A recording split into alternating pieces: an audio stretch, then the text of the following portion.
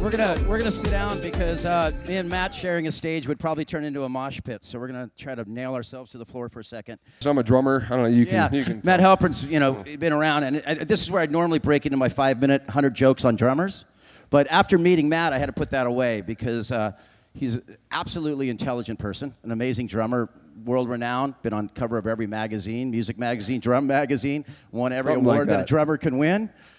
Music magazines, but you've been doing, a lot of things. So when Matt was, with the challenges we have in our industry were that record sales were diminishing, all the bands were forced to go on the road. Yep. So I first came across Matt, and you were doing something called Band Happy.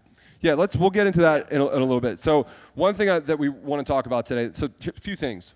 I want to give you guys kind of the current landscape of the music business or the record industry. We get a lot of questions about it, so we figure we'd give you a really quick run through of kind of what the main pillars are, at least for bands and artists, to make a living these days and the things that we have to encounter. And then we'll tell you a little bit of our individual histories, and then we'll talk about specifically what the Entertainment Institute is doing right now. So, Kevin, do you want to briefly, because I know we can both talk all day about this, you want to talk about recorded music, streaming, all the stuff that's happening right now? The principle was that you would go out and start selling CDs, and you would maybe start making some royalties on your records.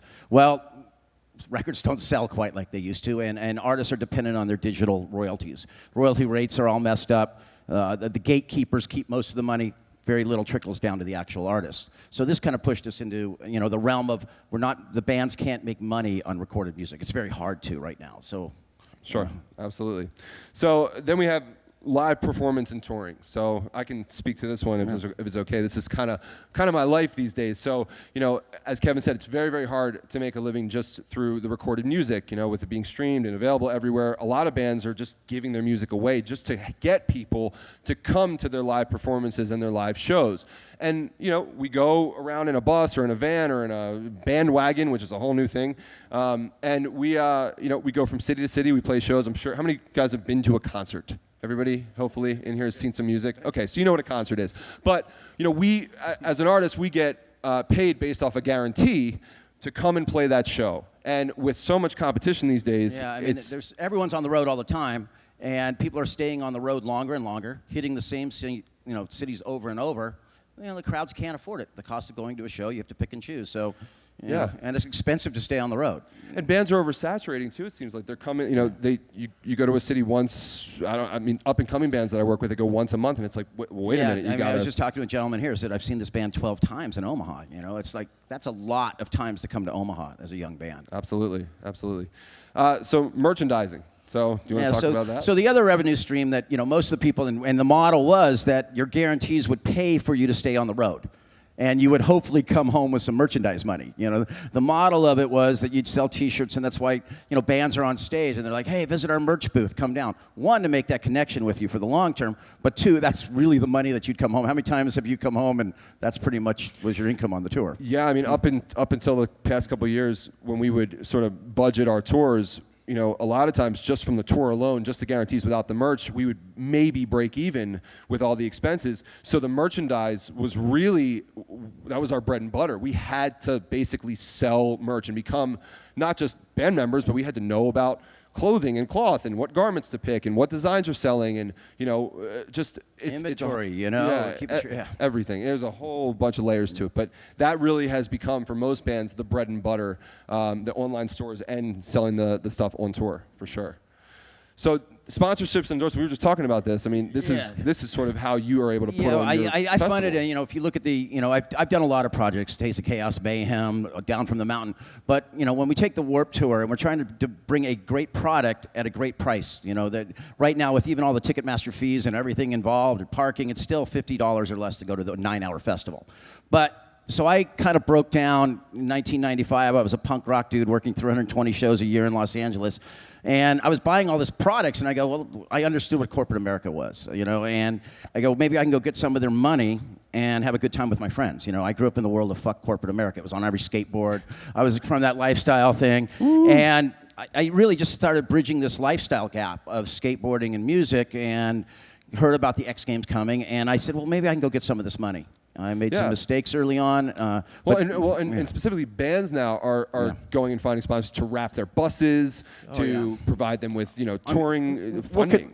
I confirm an act for my tour, and the next call is from the manager talking to my sponsorship women that run my sponsorship division about how they can get me endorsed. It's much more of a everyone understands it now. It's hard. Brands. We take money that bands used to get for tour support from their labels when they're trying to start out. They can't get it now, so they're willing to work with brands. So we carve dollars out when you're out on our tours. You meet, we integrate the brands with the bands, and it becomes a better relationship, and hopefully long term. But it's tough. It's tough. Absolutely. And nowadays, as I'm sure you guys have seen, if you're going to go to a concert, you don't just buy the concert ticket. You upgrade, or you buy the bundle pack with the VIP experience, which traditionally is you go and you meet the band, you take a picture, you shake hands, you maybe get something signed, you get some swag, and that's it. And it can be really, really expensive for that kind of experience, which really is just kind of on the surface. You don't really get any, at least I don't see how people get anything out of it. And I will say, as a band, when my band is just doing these VIP packages, we don't look forward to it because we feel like we're sort of ripping people off. It's like, hey, come shake our hand after the show and don't pay for it. Come get a signature, at our merch table, because we'll do that. You don't have to pay, or you shouldn't have to pay to come early and meet us and get a handshake. And it's kind of sad that really has become one of the really set pillars of this industry that bands have to take advantage of. So you see bands doing all these creative things these days, and I mean, I did an interview for Rolling Stone last week, and they were asking me about the Nick Jonas, and I have some good quotes in there because I always can give taglines that they'll write in Rolling Stone. But it was $10,000. Now these artists will have a dressing room with you and sing with you and I said, look, it really just comes down the fan, and I talk to bands when they're young. Some of these young bands that are playing clubs are trying to do these VIPs, and I go, once you monetize a handshake, it changes everything in the world. It's different. Absolutely. You need to make that and so I've never had VIP packages on my tours. On Warped, on Mayhem, we did, because in that world they do those things. And I just think most people just want to have a clean bathroom, a shorter line at the bar, and meet the artist. All this other stuff you throw into these packages doesn't mean anything, but it's become part of our thing. So this is where we kind of came together on this. Exactly. So this is where the Entertainment Institute fits in. So very briefly, with all of these set pillars of the industry, we don't want to compete, and we're so intertwined with every little facet of the industry that we just explained. I mean, Kevin, you work with people in every facet of that every day. We really don't want to be, one, competing with them. We also don't want to have to make bands or managers choose which things to take advantage of. So, the Entertainment Institute to us is a way to sort of complement everything going on in those other parts of the industry, but to actually add value, as you said, at a low cost sort of, in a low cost way. Low cost, and we're trying to figure out how to allow artists to do what they're passionate about. I hear people talking about passion, and ultimately, you guys want to play music. You want to do this, but it's harder to make a living. So this is where the Entertainment Institute, because I was touring colleges all the time and speaking, and in real time, professors are having a hard time keeping up. I'm a very big advocate of education, and when we started talking, it was like, we're trying to fill that gap in real time. Yeah, absolutely. So just to give you guys a visual, this may help so you can kind of see what we do. So this is a picture here of a very well-known concert photographer named Adam Elmakias, who's teaching a Entertainment Institute class. We shortened it to TEI, so if you hear me say TEI, that's what it is. So he's teaching a TEI touring photography class on site at the Vans Warped Tour. And basically, he's talking about what it takes to be on tour, what it takes to be a photographer, what gear you need, answering questions. And I mean, you can see you can't really see how far the class goes back, but on a given day, Adam may have had 50 to 100 kids that are coming for an hour in between all the bands to come and sit down and to actually learn something. It's not just a handshake. It's not just a signing. It's real back and forth. And they get to meet other people that are just like them. So we'll talk about that in a minute, but that's really why we do this.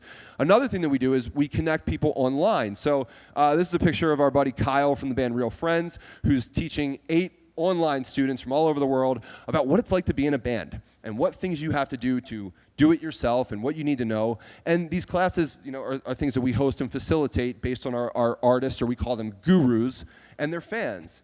And it doesn't just have to be about, photography or the music business, we also do music lessons. So here's a little image of my buddy Aaron Marshall from this band called Intervals giving a guitar lesson to 8 guys from all over the place. We need to get some more girls in there. Any girls in here play guitar? Take lessons with us. But that being said, these are the kinds of things that we started off facilitating. And it kind of comes from sort of, I guess initially where I come from. Yeah, well, you were doing it. You started out doing them in the parking lot after sound checks in your tour bus, Pretty much. And then we dabble in conferences. So similar to this one, but on a much smaller scale. This one's awesome. Give it up for Big Omaha. Yeah. We were just last weekend or 2 weekends ago at this launch conference in Pennsylvania where our job is to go in and to find the industry professionals and artists who really have something to say and curate the panels for the attendees so that they can come and actually learn from people that are doing this stuff right now, learn about what it takes to survive in this business. So that's our goal, is to really just create these experiences for people with people that they may not have access to otherwise, And that one photo you saw of Adam doing the photo class, just an example. Our festivals, there's 12, 13,000 people running around in the sun. 90% of them there are just to have a good time. Yeah. But 10% we try to leave with an experience, either starting a nonprofits. We have over 60 nonprofits we work with. We try to inspire kids to move on. We did over 8,000 students took a class last year on our tour. Yeah, with TEI. The price of the classes are they're paying on top of the show. It's about $25 for that class. And the artist takes 60% of the money. So at the end of the summer, people like Andy from Blackville Brides, he got a nice check at the end of the summer for putting that extra time in on the road. We make them write a curriculum. It's not just a meet and greet. We want the kids to leave. Now, some kids come because they're fans, and Andy's very pretty, and you want to look at him. But my wife went to 3 classes as his, I think. But it was a. It's these guys, it's their money, so they may not have to go to that city another time. They may be able to take a tour, not have to go back out on the road. Absolutely. Have a real life. Absolutely. So that's kind of an overview of what we do very quickly. Let's dive into where we both come from real quick. Right. And I'll give my background kind of real fast. So, I've been playing music my whole life. Started off playing drums, knew I wanted to be in a band, loved MTV, wanted to be a rock star, that whole thing. And after I went to college, that's when I really started touring. And I figured out this is really hard. It's really hard to do this. In fact, I would say if you want to learn how to be an entrepreneur, just go try to start a band these days. Because you have to learn about patience, you have to learn about competition, you really have to learn how to do everything yourself. No one's going to lend you a hand really and help you out. So it's a true DIY experience that I think definitely sort of inspired me to become an entrepreneur. So long story short, I realized that it was really, really hard to go on tour. So I said, all right, well, what else can I do? I don't want to keep waiting tables when I'm home. I don't want to keep bartending. I was a real estate agent. I don't want to keep selling houses. I wasn't into that. So I made a list. I wrote a list of all the things I liked to do and all the things I was good at. And I said, I'm going to put this all in a circle, and whatever ends up in the circle is what I'm going to do. And I just had this big glaring thing looking at me of be a drummer, be an educator, start a business, connect all these things together, and hopefully help people. That was my goal. The thing was, at the time, I didn't have a really clear path to that because I didn't really have a platform for it. I wasn't touring in bands that really gave me that platform. So I started with what I knew. I started just teaching more and more and building up a roster of students at home. Then, in 2009, I was lucky enough to join this band, Periphery, and we started touring, and things did well, and all of a sudden, now I have a platform. So this is a picture of me and my band in Japan, of all places, with this giant crowd, and it's really cool to see this, but to me, this was such a pivotal moment, because it was like, all right, now I can really try the things out that I want to do. I can take that circle and I can implement it. So what I started doing was saying to my fans through social media, hey, I'm going to be giving drum lessons on tour. If you want to come take a drum lesson with me, shoot me a message and we'll get it booked. And I had them pay through PayPal and gave them all the details, and they would come out and they would take a lesson with me on tour. So here's a shot of me with 6 students outside of, I think, the Palladium in Worcester, Mass. This one is from. And we had a great time. We sat down for 2 hours, we talked, I taught these guys, and some of these guys have continued to be students of mine for a long time. And the idea was, I'm going to teach them on tour, and then when I get home from tour, I'm going to work with these same students year-round through video chat, through Skype or whatever it was. And I was able to then stop working at a bar and stop waiting tables, and just teach and be in a band and do music full time. What happened next was that all these bands that I was touring with and all these musicians I was with said, wait a minute, what's going on here? Are you like making money from this? Do people like this? This is awesome. I want to do it.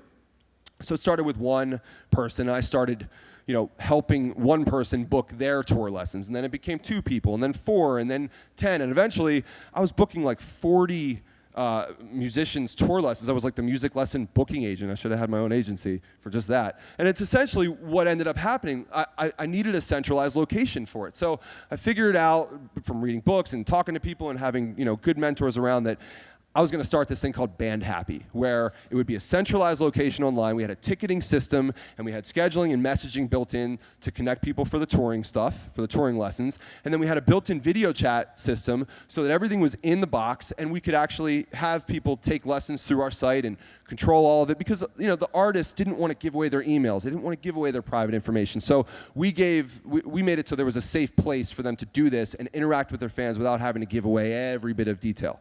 And it was really cool. So just to give you an example, again, here's another picture of me, all booked through Band Happy, of me teaching at the House of Blues in Dallas. Anybody been there before? Anybody from Dallas? Right on. Well, it's an awesome place. And then here's an example, just a picture of our video chat. It was all built in, and here's me taking a lesson from one of my favorite drummers. And at some point, I think we had like 40,000 people on the site between, it was like 5,000 to 10,000 teachers and about 20,000 to 30,000 students. And it just kept going. But one of the things that I really knew needed to happen was I needed to get a bigger platform from there. So I knew about this thing called the Vans Warped Tour. And I knew about Kevin Lyman, and maybe he doesn't know this, but he was one of my big inspirations. He was a huge hero of mine, and from a young age, going to the Warped Tour, I was like, oh, there's this infamous Kevin Lyman guy. He's really scary and runs this big tour. But I knew he was not really scary, and I knew that he was actually really welcoming and open to new ideas and always looking for things. So found the channels, got in touch with Kevin, had a Skype. I pitched you on Band Happy. Yeah. We did it through Band Happy. Through Band Happy, yep. And Kevin, Kevin believed it. He believed me. He believed what we were doing. And in 2012, he was gracious enough to put Band Happy out on the tour. We had lessons going on every day. We didn't know what the hell we were doing at all. It was like the first time doing it. I think that summer we had maybe 400 or 500 students take lessons total. That was it. Total. Yeah. That was it. And then we were on the tour consecutively for 2-3 more years after that, and every year it got bigger and bigger. So the second year, I think we did like 2,000 or 3,000 students, and then the third year we did about 5,000 students, and then we transitioned over at the Entertainment Institute, and that was last year. We were at 8,000 students, as Kevin said. So it's continuously growing, and more people are seeing the importance of this. So before we get into that, now I want to turn it over to Kevin and let him tell you a little bit about himself, and then we'll talk about TEI. Well, I realized early on in my life that I was terminally unemployable. I had to figure it out myself. I ran, in Los Angeles. I grew up during the 80s, the hair metal scene, the punk rock scene. I was working 320 nights a year in clubs, running shows for different promoters. 324 was my biggest one. My biggest year was I ran shows. But, while I was doing this, I realized that it's not what I wanted to do forever. I didn't want to become that grumpy, grouchy dude in a club. So I started building my own company. I've always built my own companies. And then in 1995, that's the whole thing your parents talk about getting a real job. It was maybe time for me to get a real job. I wanted to go. So I thought, and I was watching this merging. I was doing events in the mountains, and I was watching this lifestyle we lived in California, surfing, skating, snowboarding. I'd get the Red Hot Chili Peppers for $250 to play on top of a skate ramp, things like that. And I was sitting in the snow after I'd convinced Perry Farrell to sing Mountain Song. He hadn't sung a Jane's Addiction song, and it was just that moment where I go, this lifestyle, we need to take this out on the road. So, dedicating time, I fell back on all those relationships. I was allowed to fail. I think right now a lot of people are impatient, but I was allowed to go out and try this thing. It was an absolute disaster. I have a whole program. Yeah. Well, a lot of people. This was the first flop poster. This is the first poster, and you look at No Doubt in the far lower corner. But branding started to become an idea to me. That first year, we actually had people showing up for a monster truck show. And, we changed our brand around, and Vans was not involved with me at that point. And then, the second, third year, fourth year, we just had a skateboard and a guitar. It was kind of like we had to kind of get people going. And this is the first poster. And then in 1996, I was back in the clubs working, broke again, living out of a change jar, working shows again. And I had this brief moment and we almost screwed up really bad. And if you know my tour, punk rock back then, I had got NoFX and Pennywise to come out with me on the road. They heard that it was a fun time. We almost made the biggest branding mistake in history. My ex-partner, one of the reasons an ex, convinced me that Calvin Klein would have been a good sponsor. Can you imagine Calvin Klein Warped Tour? Maybe now it would have been bought a little easier, but back then we wouldn't be here. Got a 15-minute meeting with Walter Schoenfeld. That fine line when you have nothing else to lose in life, that cockiness and confidence I talk a lot about. I just went for it, convinced him, and because I realized I wasn't there to talk about my music festival. I was there interviewing to run a skateboard this program. was with Vans, you're saying? With Vans, right. yeah.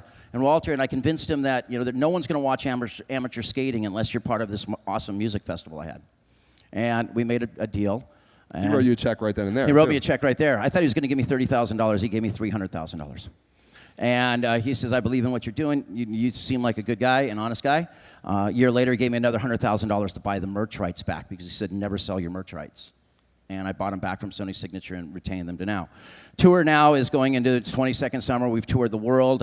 We've camped across Australia. We've been around Europe. And we do about 500,000 people. We're going to cross our 10 millionth U.S. ticket sometime this summer. And we try to deliver value, but we're constantly trying to keep a brand that the audience is younger than the brand. So I'm always challenged by that and challenge funding it. It's led into, my own record label called Side One Dummy. I was lucky to sign bands like Gaslight Anthem and Vlogging Molly and all those things. I've been a manager. I'm a horrible manager. Artist, I'm not a really bad manager. But I worked on a lot of other brands. Just my latest thing was a brewery called St. Archer Brewery. We took the sensibilities, skateboarder, surfers, music. We hired 2 great brewers in California. And we built the branding that we did with this in music, and in 2 years it got out of hand, and we just sold it to Miller Coors. I know that's not great craft beer, but the deal we made, it retains everyone. We were the fastest growing craft brewery in America. I'm working on some new brands right now. And the TEI thing to me goes back to that education thing. I think in let's talk real quick. So now the Warped Tour is the music, the philanthropy. Yeah. Okay, and I think this is a theme across all of your our endeavors or your endeavor, and then also the educational side. Yeah. It is that. I always tell when you're starting your brand, start donating early when you have no money, but then it becomes natural. So every ticket we have, we've donated from the beginning when we were losing money, 25 cents of every ticket to charity. We work in Unite. The United was my overall foundation, but we work with about 40 to 60 nonprofits. And I'm really wrapped up in the old HB2 thing going on in North Carolina now. A lot of artists have decided not to go to North Carolina. And I said, no, we have to go. We have to invite people out, educate the young people, because they will change this society. I believe Warped Tour has changed things. So we are going to North Carolina, and we're going to. I always believe the punk rock motto was tackle it head on. So we're going to go down there in North Carolina. I was just talking, you tackle things head on. It's a different world we live in. When I started out, yes, I have an AOL account, Kevin Warped at AOL. That makes you OG in this world now. It's cool. I start that on college campus, and that's some credibility. But we've had to adapt constantly. And this Entertainment Institute thing, these kids, everyone wants knowledge, and they want it from their experts. And it's really, it fills my soul when I walk around backstage. And I see these kids that have taken that time, and they go into that tent, and they're so focused while there's 7 stages going on behind them. And they all walk out of there. And yes, they have paid to be there, so there's a bit of monetization, but they're leaving with more than a handshake. Absolutely. Well, and so what we're doing now, and what we started really doing last year was, I think there's a lot of these VIP programs that we mentioned earlier that are sort of getting into this world where they're saying, let's do a music business meet and greet class. Let's do this, let's do that. And it's just becoming oversaturated. So, what we saw in all of these classes, as you see here, this is Andy Biersack's class from Black Veil Brides, one of his many, packed out classes from the summer. The product of all these classes was inspiration and a sense of community. The people that were coming to these classes were getting to know each other. They were making friends. They were exchanging phone numbers, following each other on social media. They had a direct connection to Andy. They could keep in touch with him through this, through our channels. And what we started to do to really, really separate ourselves is we really wanted to make everything we were doing authentic. And I think what is most authentic is finding what people are most passionate about and where they place their efforts, and getting them to want to talk about those things. So now when we go and we set up for for this summer, for example, we had calls with a bunch of different artists and a bunch of different managers, and instead of saying, hey, we want you to do this class, like Chad from Newfound Glory, hey Chad, you've been in the business a while, why don't you do Business 101? Instead, he said, you know what, I don't want to do that. I actually want to talk about what I'm really passionate about, which is we don't know what the heck this industry is anymore because it's just changing all the time. And although there are these pillars, it's just going to keep evolving. So I want to teach kids, and I'm speaking as Chad, said I want to teach kids about how to just be authentic and do your own thing and make music your way, and that is what's going to drive you through. And you can learn all the rest of the stuff as you go. But it's a passion point for him, which means he's going to deliver the information in a way that makes people feel good. He's going to deliver knowledge that he really cares about. And I think that sort of sentiment, hopefully like it is now between Kevin and I and you guys, is sort of going through the crowd, that feeling, that energy of sort of community. And I know that Big Omaha is built around this idea of community. And that's what people want right now. In this world of the digital blur where they're being thrown so much stuff at them and everything, they're looking for that they can connect with. Connecting people is really, really what we're trying to do. And these kids, like you said, they trade emails, they become friends, and they're in their community. And Warped Tour has always been kind of on the fringe, out there for the kids that maybe don't fit in at school. Maybe they're being bullied and things like that. But you know what? They gather in these classes, and they do keep in touch. And that's the thing. So what we're really tapping into now is trying to find not the big volumes of fans for every artist, but really the most dedicated diehard fans, because those are the ones that live and breathe what the artist is passionate about. Those are the ones that probably share the same values.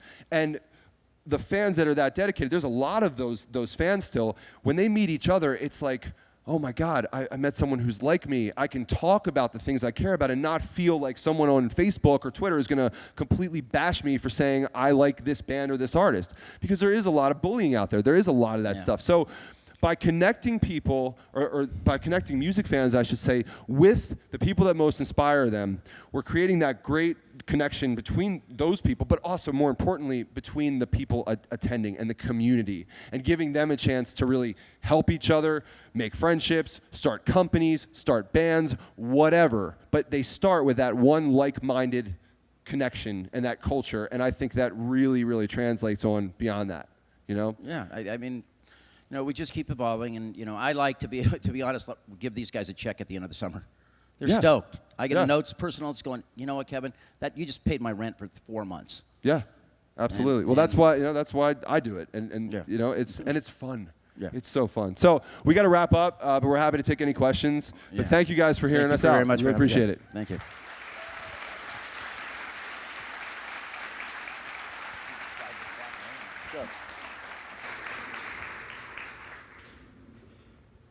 Got time maybe for 1-2 quick questions if you guys got time, but we'll make it quick because everybody's hungry, so go ahead. All right, great. A question from the old guy. I think Kevin maybe is a similar vintage as I am, and as you can tell, I'm obviously a punk rocker as well. We can talk Angry Samoans and Agent Orange afterwards, but I wanted to have you maybe comment a little bit on persistence, because you guys are singularly in an industry that has the most current working against you. The recording, the record labels, out of all the industries, are the best at making the wrong decisions and keeping the right concepts down.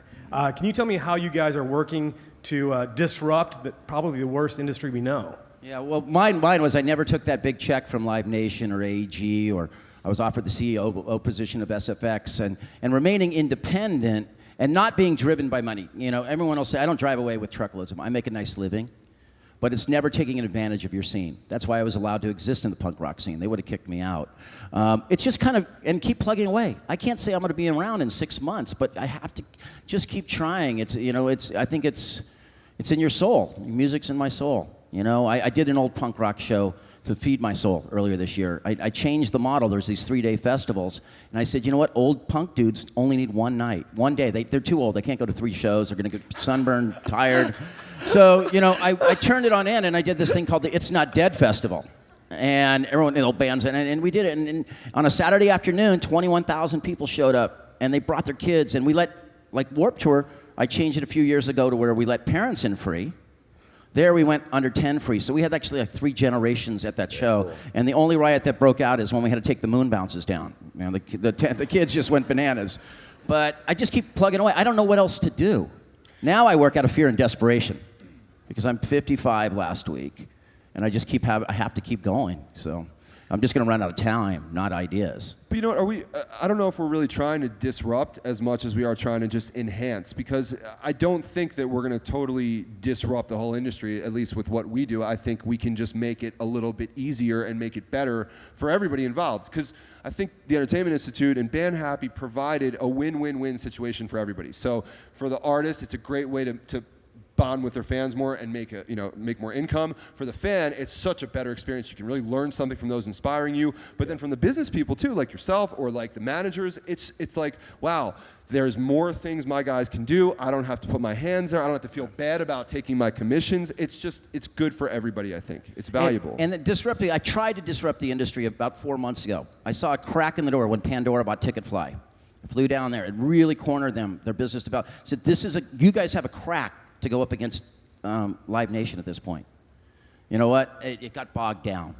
Big business, now this merging of tech is they're buying traditional companies. And I really went down there because I go, there's only going to be these moments when you can be a real disruptor. And I thought it just got bogged down. It really did.